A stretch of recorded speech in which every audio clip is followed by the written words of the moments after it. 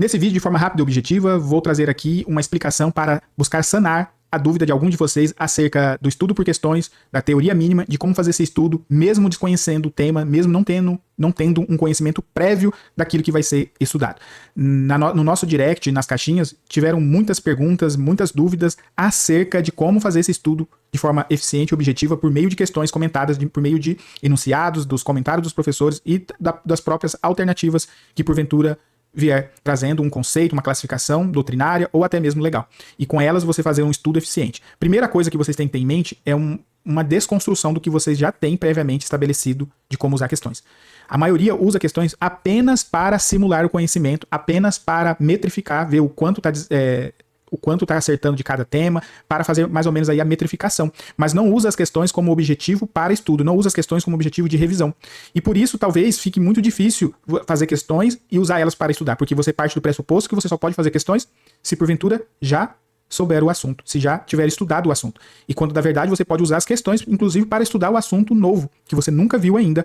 Eu venho usando isso cada vez mais, e os resultados e a performance que eu venho tendo de conhecimento e de melhoramento do meu nível de acerto das questões, cada dia vem aumentando mais. A Thaís a mesma coisa, e outras pessoas que eu conheço vêm testando e vêm validando essa forma de estudar. Aqui eu não quero dizer que o material escrito, a doutrina, o PDF, o vídeo, os cursos não são importantes. Eles são muito importantes. Todos esses formas de te auxiliar, te dar um auxílio nos seus estudos, é de suma importância e, consequentemente, deve ser usado mais com moderação. Para concurso, você estuda para ter performance na prova, porque o concurso foi feito para discriminar e selecionar. E se ele foi feito para discriminar e selecionar, não necessariamente você precisa dominar os assuntos para acertar a questão na prova. Então você precisa entender a regra do jogo, saber como jogar esse jogo, para que você acerte as questões e, consequentemente, seja aprovado no seu concurso. E com isso, resolver as questões, usar as questões para fazer um estudo eficiente é algo fora da realidade, fora da caixa, vamos dizer assim, é o que há de mais precioso nesse mundo de preparação, tendo em vista que você tem que estudar muitos assuntos em pouco tempo e conseguir reter muitas informações para acertar na prova. E não há forma melhor de preparação, de estudo, se não for o estudo ativo. O estudo ativo é a forma mais poderosa que tem de se reter informação. E uma das formas de estudo ativo é criar questões, resolver questões, criar problemas e resolver esses problemas, porque você precisa primeiro despertar o interesse no assunto, e as perguntas fazem essa função de despertamento do interesse. Depois você busca entender esse assunto que você despertou interesse e, consequentemente, aprender o assunto e levar ele para a memória de longo prazo, criando esse caminho da memória de curto para a memória de longo prazo. E sempre que for exigida aquela informação, a sua memória vai conseguir acessar, o seu subconsciente vai estar preparado para acessar essa informação que você criou por meio de um estudo ativo. E com isso, as questões se tornam um ponto crucial, porque hoje temos sites especializados com questões comentadas que facilita esse processo. E a pergunta aqui da pessoa que fez aqui no direct do Instagram da Chain Academy foi acerca exatamente desse ponto. Se eu desconhecer o assunto, se o assunto for novo, não seria algo meio perdido ou desconexo fazer o estudo por meio de questões? Na verdade, seria se a gente mantiver a ideia central de resolver questões, de resolução de questões. Resolver questões para testar o conhecimento. Aí não tem conhecimento, não tem como testar, seria uma loteria. O que eu estou propondo é você pegar questões, já marca a alternativa ali sem analisar, e aí você faça a leitura da questão, buscando responder eventualmente as perguntas que você criou daquele assunto que você vai estudar, ou até mesmo buscar construir as perguntas por meio dos comentários das questões propriamente dito.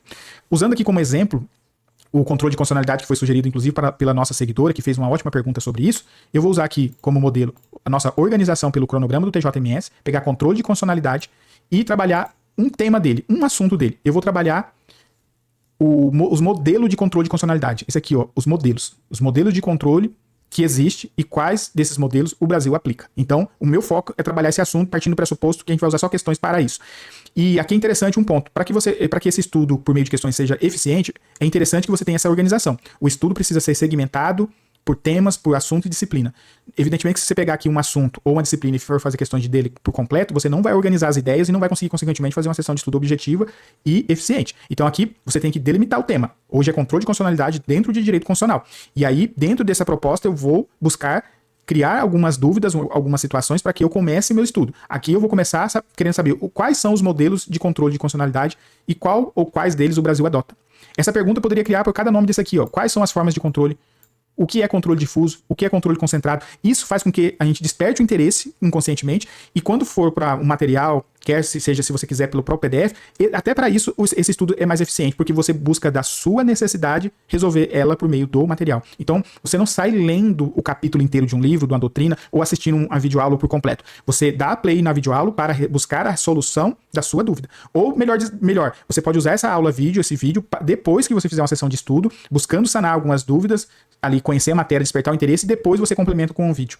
Isso seria algo perfeito no seu estudo. Mas se a gente for pensar que a gente tem pouco tempo, não dá para ficar fazendo essa interação sempre com todas as fontes de estudo, se você pegar uma delimitação de todo o conteúdo que você vai estudar, priorizando aqueles mais importantes, por meio de questões, buscando sanar as dúvidas das suas perguntas por meio de questões, eu acredito, e é comprovado já pelos resultados, que isso é muito eficiente, você vai conseguir levar essa informação para a memória de longo prazo com mais facilidade. Até porque, se você parar para pensar, muitos dos nossos seguidores que a gente tem contato, pessoas da nossa convivência, que ainda não passaram em prova de concurso, muitos deles são altamente preparados no quesito conhecimento da disciplina. E por que não passam? Porque outras pessoas que às vezes têm menos conhecimento, menos tempo de estudo, conseguem passar, e pessoas que leram doutrinas capa a capa, fizeram cursos aí de mais de 300 horas de aula, não conseguem passar. Essa reflexão você deve fazer, porque se tem pessoas que estudaram tanto e não passaram, e pessoas que estudaram menos passaram, não quer dizer que elas são gênias, hiperdotadas e as outras não. Isso eu observei passando em algumas carreiras que eu já entrei, alguns concursos, eu conversava com as pessoas que passaram para saber o que ela fez. E eu via que cada uma delas, as mais bem classificadas, que estão na primeira parte da lista, eram as pessoas que parecia ter menos conhecimento da disciplina, do assunto em si, mas elas souberam jogar o jogo e acertar as questões da prova. Evidentemente que eu não estou dizendo que o conhecimento não é importante, porém, para passar em concurso, você precisa saber jogar esse jogo de uma melhor forma e ser um atleta condicionado a fazer prova e, consequentemente, acertar as questões. Não é um estudo tão prazeroso. Então, aqui eu busco trazer por meio das questões, pelo menos um pouco mais de prazer, que você vai sentir a retenção do conhecimento, vai sentir que você está, de fato, assimilando algo e levando para a memória de longo prazo, que no outro dia você ainda vai lembrar algo sobre isso. Então, partindo aqui para a nossa sessão, pequena demonstração, vamos usar as questões aqui e nosso foco, como eu disse, é saber os modelos de controle de condicionalidade. E aí, como que eu faço? Peguei a caderno de questões aqui, eu estou aqui em formas de controle, sistema, momentos e modelo. Então, ó, veja bem, eu estou no assunto. Agora eu peguei as questões delimitada, que a gente já faz isso de propósito, cria caderno de questões organizado para você aprender a fazer o estudo, e depois que você terminar o estudo de controle de condicionalidade e de todo o direito constitucional, aí você faz questões misturadas, porque isso vai te ajudar a trabalhar a interdisciplinariedade das disciplinas e das questões cobradas. Mas primeiro você tem que ter um conhecimento prévio, não adianta eu querer resolver questões que trabalham a interdisciplinaridade dos assuntos, dos temas, sem saber o básico, e saber o básico bem, saber aquele básico de forma completa, sem dúvida. Então vamos lá. Aqui nessa questão eu marcaria aqui, certo, já, e trabalharia a questão. O controle de constitucionalidade das leis no Brasil é feito com exclusividade pelo Supremo Tribunal Federal? Aí fala, bom, não sei essa questão. Aí eu poderia buscar aqui o controle de constitucionalidade realizado pelo Judiciário tem como objetivo principal a identificação contra a constitucionalidade das leis e dos atos normativos perante as normas constitucionais, tornando assim ineficazes os dispositivos caracterizadores como incompatíveis ou inconstitucionais. Nesse sentido, o referido controle é realizado de forma mista, uma vez que pode ser realizado de forma abstrata, por meio de competência originária do STF, ou ainda em tribunais de justiça do Estado, tal, aqui baseado em leis locais e constituições estaduais, como também de forma difusa, ou seja, sendo exercido por qualquer juiz ou tribunal, de forma incidental e não como objetivo principal do processo em um caso concreto. Por fim, observa-se que os demais poderes também exercem o controle de constitucionalidade, porém de forma atípica. A síntese são as principais diferenças existentes entre o controle difuso e o controle concentrado. Controle difuso. Aí aqui ele te dá todo esse exemplo. Veja bem, tudo que é de controle difuso e tudo que é de controle concentrado. Esse aqui é a síntese já do que é controle difuso e controle concentrado. Mas você pode se perguntar, eu ainda não sei se as formas, os modelos de controle são esses, quais são os modelos de controle. E aí você pode avançar para mais uma questão para trabalhar essa ideia dos modelos. Aqui, ó, no Brasil, nem vou ler esse enunciado aqui. Ó. No Brasil, há 2 modelos de controle de constitucionalidade. O concentrado e por via de ação. Eu vou colocar certo para eu analisar a questão. A questão está errado. Por que está errado? No Brasil, adota 2 modelos de controle de constitucionalidade. Então, no Brasil, adota 2 modelos de controle de constitucionalidade. Ah, então perfeito. Então, quanto a modelos, eu vou saber agora que no Brasil há 2 modelos de controle de constitucionalidade. E ele é chamado de modelo misto, do sistema misto de controle de constitucionalidade, sendo o controle difuso e o concentrado. Ah, então beleza. Então, no controle de constitucionalidade, existe mais de um modelo.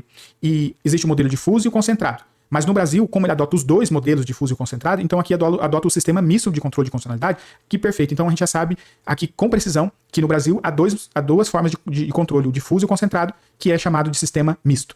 O controle difuso, aí agora eu posso aprender o que é controle difuso e depois aprender o que é controle concentrado. Porque, veja bem, eu já coloquei na minha caixinha organizada que eu estou buscando aprender quais são os modelos de controle, já descobri que os modelos são 2, difuso e concentrado, e além disso, o Brasil adota os 2 modelos, o difuso e o concentrado, formando-se o sistema misto de controle de constitucionalidade. Agora eu posso perguntar, o que é controle concentrado e o que é controle misto? O controle difuso. O controle difuso é exercido por qualquer juiz ou tribunal de forma incidental, ou seja, que não faz parte do objeto principal da ação, possuindo efeitos interpartes, restrito às partes, e ex tunc, desde a data da origem da norma. E o que é controle concentrado? É aquele exercido por apenas um órgão do Poder Judiciário, STF, sendo a declaração da inconstitucionalidade um objeto principal da ação e possui como efeito erga omnes, geral, e efeito ex tunc, sendo vinculante em relação aos demais órgãos do Poder Judiciário, administração pública direta e indireta, nas esferas federal, estadual e municipal, bem como proceder à sua revisão ou cancelamento na forma estabelecida na lei.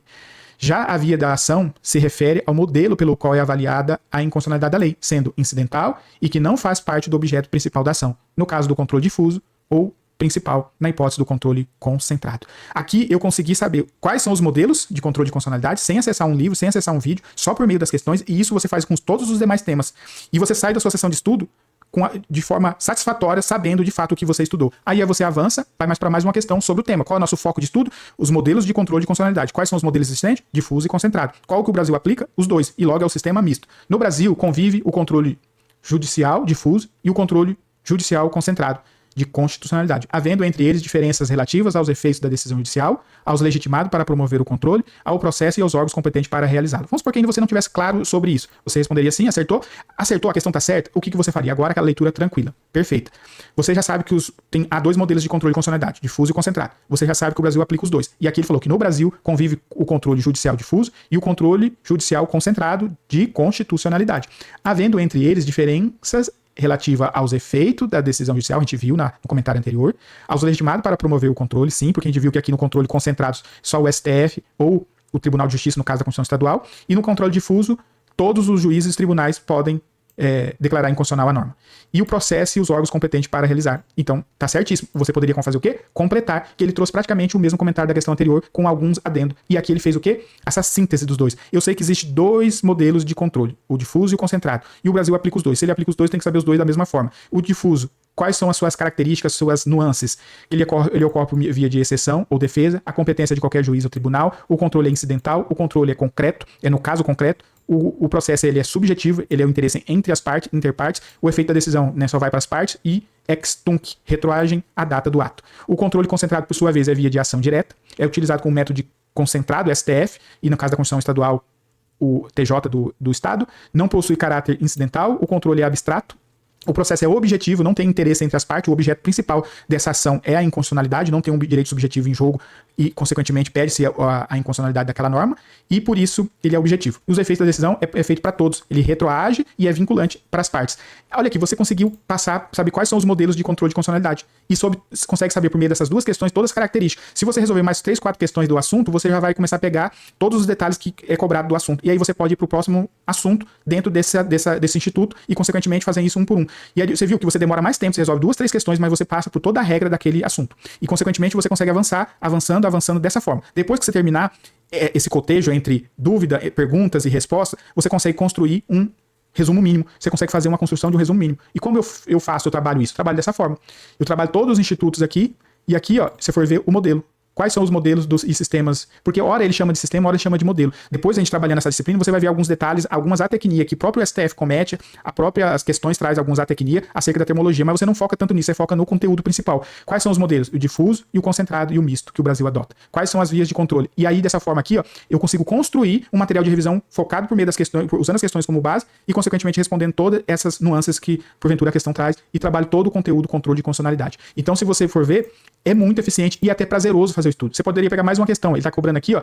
O controle de constitucionalidade no Brasil é difuso e concreto. Você já sabe que são os dois modelos existentes que formam o sistema misto, o modelo misto de controle de constitucionalidade, que pode ser exercido por qualquer juiz ou tribunal em qualquer grau de jurisdição, independentemente de provocação das partes, pois o juiz pode, de ofício, reconhecer a inconstitucionalidade de uma norma. Esse sistema confere ao Poder Judiciário a atribuição de defender a supremacia da Constituição, assegurando de que todas as normas infraconstitucionais estejam de conformidade com o texto constitucional. Vamos supor que isso ainda não está bom, vamos marcar certo. A gente já conseguiu saber que aqui está errado, porque ele colocou o conceito para os dois. E a gente já sabe que cada um tem uma peculiaridade. O difuso é de um jeito, o concreto é de outro. Não é os dois que pode por qualquer juiz ou tribunal. Quem pode por qualquer juiz ou tribunal é só o controle difuso, o concreto, só o STF no âmbito da Constituição Federal e o TJMS, né, no âmbito do Estado. Então aqui você já conseguiria responder essa questão, mas aí o comentário te reforça toda essa ideia que a gente trabalhou fazendo essa distinção dos dois modelos. Me pergunta agora, você sabe quais são os dois modelos de controle de constitucionalidade, se te perguntar agora, que é o difuso e o concentrado? Você sabe que o difuso ele é por via de exceção, ele tem um caráter subjetivo, ele é o efeito interpartes, ele pode ser por qualquer juiz ou tribunal. Por outro lado, o controle concentrado, ele é por via de ação, o efeito é erga omnes, é para todas as partes, o processo é objetivo, ele só pode ser no âmbito do STF, quando tiver a Constituição Federal como parâmetro, ou do TJ, quando for a Constituição Estadual. Veja bem, você consegue saber qual é esse assunto que você estudou, o que tem dele de importante e como ele funciona, para que ele serve, todas as nuances do assunto de forma objetiva, e depois você passa por mais questões, futuramente nas revisões você resolve questões para revisar o assunto dessa forma, e aí depois sim você vai fazer questões para simular e ver se você aprendeu o que está faltando aprofundar. E se porventura faltasse algum detalhe que você não conseguiu compreender, aí sim você buscaria o tema, o nome desse tema, instituto no YouTube ou na internet mesmo no Google, para ver um conceito ali daquele assunto e consequentemente ter um material eficiente e bem objetivo. Com isso, eu posso dizer que eu trouxe aqui elementos para esclarecer acerca da teoria mínima, acerca de como estudar por questões sem ter conhecimento prévio, e digo mais, o material que a gente está trabalhando para o TJMS, consequentemente depois para outros concursos, é nesse sentido. O que a gente vai trazer? O facilitador. A gente vai trazer esse norte, essa orientação do que você tem que focar em cada uma das questões e buscar responder no seu material. Então a gente tem esse trabalho dinâmico de criar já as perguntas, de analisar as questões, construir os pontos que você precisa responder necessariamente para ter um domínio daquele instituto sem saber, porventura, tudo sobre ele. Muitos dos assuntos você vai saber algumas coisas deles mais profunda, outras razoavelmente bem, e alguns você não vai nem ter noção do que é. E tá tudo bem. Muitos desses assuntos que pode até cair em uma questão, mas você vai acertar a questão porque você domina o arroz com feijão, o básico, você domina o básico porque você fez um básico bem feito, atacando aquilo que é mais recorrente em provas e, consequentemente, sabendo filtrar e estudar de forma objetiva, profissional e eficiente. Mas isso precisa ser de forma organizada, intencional, despertando o interesse, entendendo o assunto e, consequentemente, aprendendo com as questões. Espero ter ajudado. Se não ficou claro, eu faço outro, até vocês entenderem essa lógica de estudo por meio de questões. Um ótimo estudo a todos.